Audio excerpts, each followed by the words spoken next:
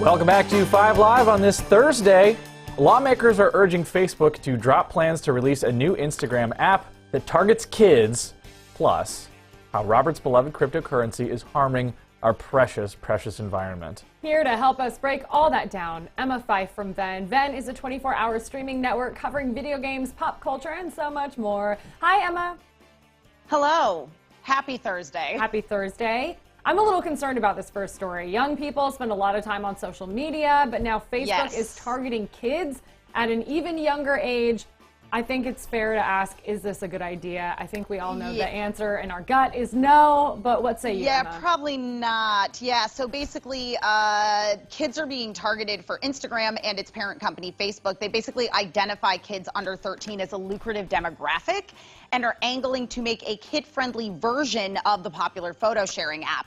The question is, in such a volatile field as social media, is it possible to regulate it enough for it to be safe for kids? It's a really interesting discussion because if you think about the fact that you do have a lot of kids that are out there and, you know, specifically in the video game world, playing things like Fortnite or Roblox, and they're very involved in these online communities, but there is a level of anonymity, I think, with that, where it's like you're playing as a character and there's a goal involved, whereas with social media, so much of it feels like it's just about comparing yourself to other people. Maybe I'm wrong here, but... No, you're right.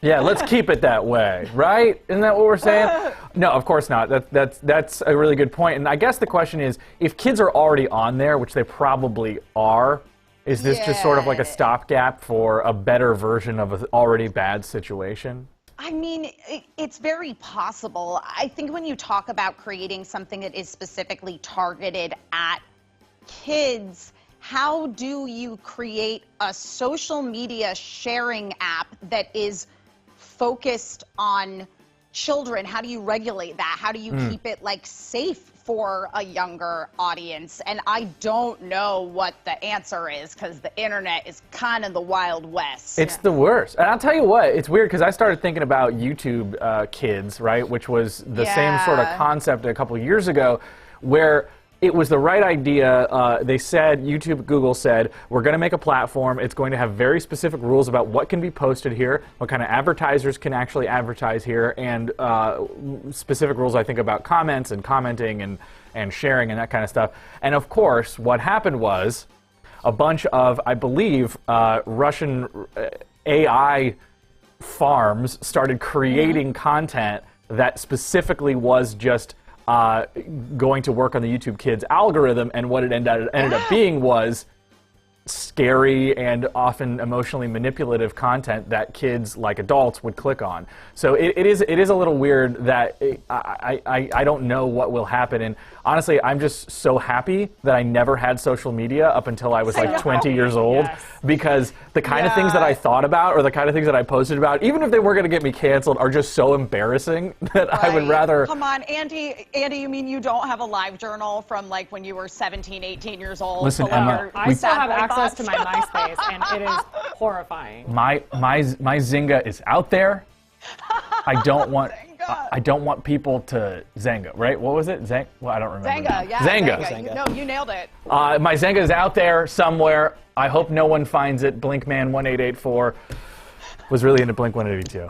All my AIM away messages were probably enough to get me canceled because they were subtweets before subtweets. Oh. And I'm glad there's no archive of that. So. Oh my God, AIM away messages were the original subtweet. They were the original can we just subtweet. talk about that? Like, I guess you're busy, I'll be busy too. It's like, wow. We're 13, what are you doing? I think this is the opposite of where we should be going in society. I don't think we should be getting kids on social media any younger. Yeah. This is really terrifying. Yeah.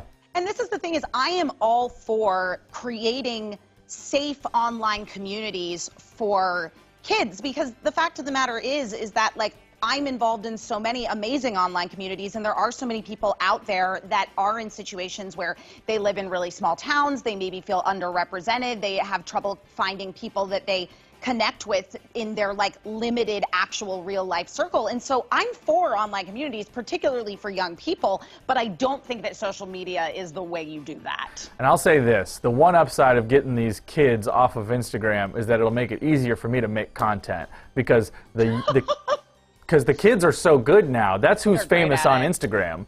Is that they're the ones who are making all the stuff, and there's no way an old guy like me can compete. No. So get rid of them as far as I'm concerned. All right, we talk a lot about cryptocurrency on this show. Obviously, it's become a popular way for people to invest or sometimes lose their money, myself included, but not without the cost now of an environmental impact. Cryptocurrency might not be good for the world at large. Can you explain to us while we look at some video of, I guess, sustainable farms and old motherboards? Yeah, so exactly. So the idea behind crypto, you would think that, oh, we're not printing paper money. This is going to be better for the environment, but you would be wrong. As you can see, there are basically these crypto farms with these old motherboards, and it's basically estimated that the yearly energy consumption of Bitcoin is on par with that of the entire country of New Zealand. If mining for Bitcoin isn't powered by sustainable energy sources, it will have a major effect on the environment. Hi, chill, chill, chill. So everything we do is awful. I'm surprised though that those hobbits use as much energy. Over in New Zealand. Yeah, that's crazy. Yeah, the Shire, for the most part. But the other thing is about this: can you still not get graphics cards for any reasonable amount of money? Like, when is that gonna stop? No. Yeah, no, the NVIDIA graphics cards, forget it. They are just out there mining Bitcoin. So there you go. Right. As Well, you say, everything is awful. The government says it's going to start asking for a portion of your profits if businesses start making money on, what is it, $10,000 is the limit on Bitcoin. I think the U.S. This week, that's not been a problem. No, I know. Well, this week, I think, is when the U.S. government's like, okay, we're going to take this seriously. We're going to find a way to tax people on this capital Bitcoin. gains tax. Of course. I think they're a little scared. And not from the environmental impact. I think it's because people are finding a new way to create and use currency off the government's process of tracking money. Yeah. Emma, sorry, this is maybe from left field, but we know whenever Elon Musk talks about any kind of crypto, it moves. He tweeted about Doge, he tweeted about BIT, it fell. He tweeted about Doge again, it went up. When is Elon Musk no longer going to dictate what happens with the price of cryptocurrency?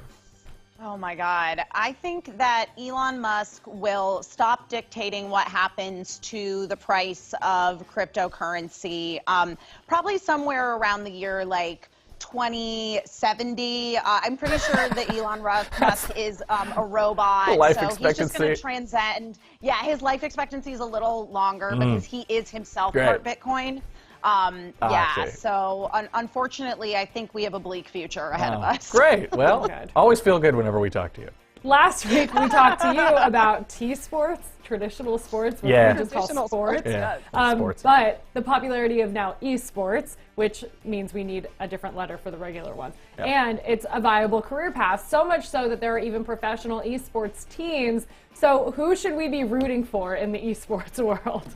Yeah, so there's a lot of large esports organizations. Examples include things like FaZe Clan, Cloud9, 100 Thieves. The thing about these organizations is they have transcended beyond what they began as. So they all kind of started out as small, hyper-focused competitive gaming collectives, but as esport teams get bigger and bigger, they've developed into their own massive franchises. So like FaZe, Cloud9, 100 Thieves, they're some of the biggest orgs out there right now, but there are so many more and more popping up every single day. And they basically, at this point, in addition to, signing people who are really competitive in the field of esports, they also sign people that are more like lifestyle gamers, streamers, etc. And it's become this like broader, all-encompassing sort of cultural phenomenon. I think our boy Will, remember Will?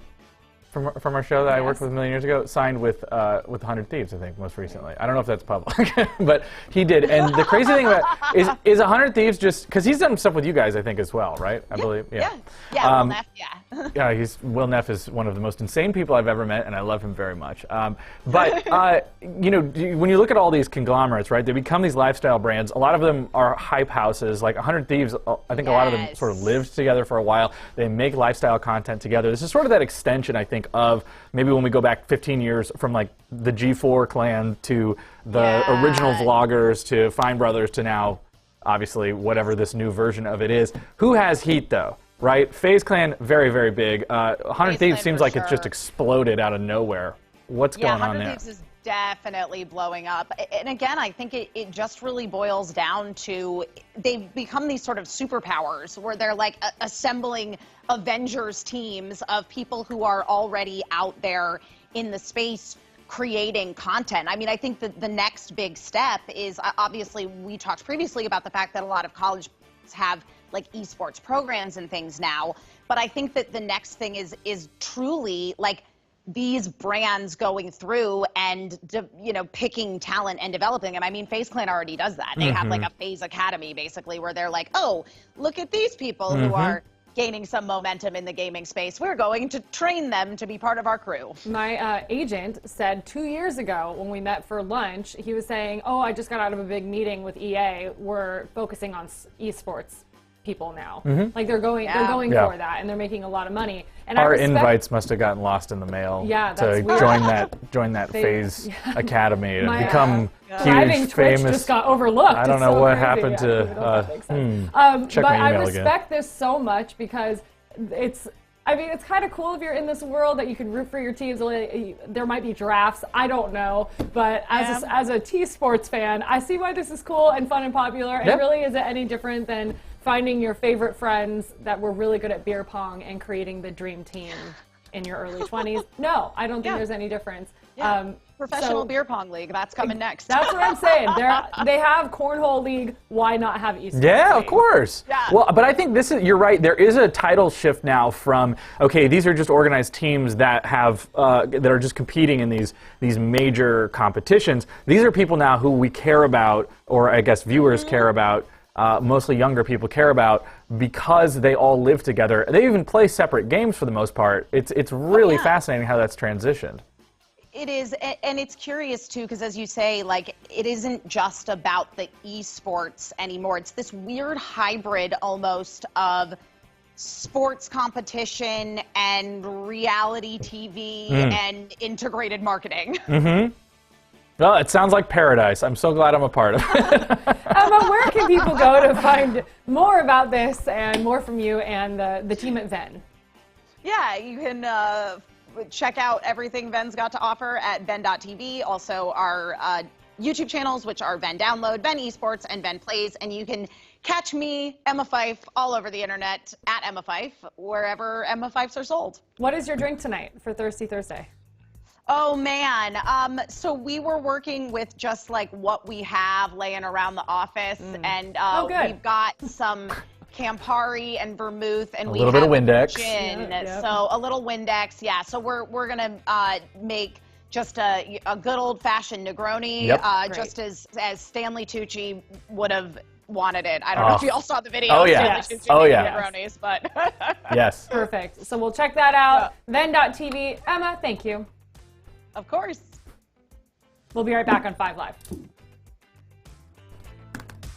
I gotta go sign up for esports too now. Gotta figure out how to pivot.